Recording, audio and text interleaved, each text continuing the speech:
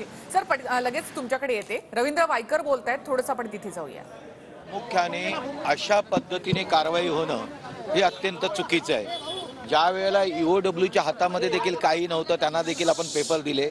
मुंबई महानगरपालिकेच्या कायद्यामध्ये जे आहे त्या पद्धतीने मुंबई महानगरपालिकेच्या आयुक्तांनी परवानगी दिली होती।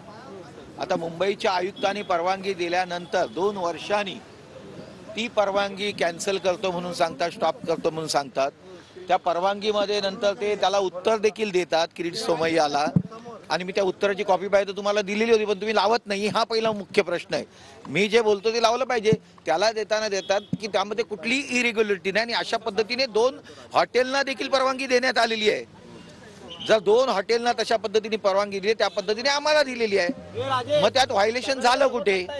त्यानंतर ज्या पद्धतीने आपण 91च्या याच्याप्रमाणे ते 15% बांधकाम केलेलं आहे, तशा पद्धतीने सर्वांना परवानगी दिली होती। त्यावेळेलाचं ऑब्जेक्शन नाही। आता ते नवीन तोडून आपण नवीन DCRला आल्यानंतर एखादी जर वास्तू तोडून एखादी बिल्डिंग तोडून आल्यानंतर तर त्याला अप्लाय काय होणार? तर आत्ताचं रूल जे आहे ते अप्लाय होणार। त्या पद्धतीने परवानगी दिली, आणि जर कमिशनर अशा पद्धतीने पलटत असेल IAS ऑफिसर, तर ते चुकीचं आहे। आणि म्हणून आम्हाला सुप्रीम कोर्टाने देखील रिलीफ दिलेला आहे। आणि त्याच्यानंतर त्यांनी बघितलं ईओडब्ल्यूला काही होत नाही, तर त्यांनी ईडीला पाठवलं। ईडी आल्यानंतर त्यांना जी काही पाहिजे उत्तरं होती ती मी दिलेली आहेत। हो बोलवलं, हो मी जाणार, हो जाणार। आपके यहाँ पे ईडी आई थी, ईडी की रेड हुई है जो केस में, किस तरीके से आप देखते हो इन सारी चीजों को? देखो, ये जो दबाव तंत्र चालू है वो सारासार गलत है।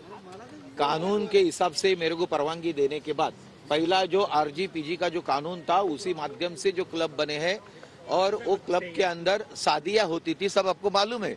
और आपको अब ये भी मालूम है, जो अपन चंदनी रोड में जाएंगे तो जो भी RGPG के प्लॉट है और जिनको भी दिए वो शादियां करते ही है ना उसमें, तो उसके अंदर 500 करोड़ रुपया कमाया, ऐसा उसने आरोप किया है।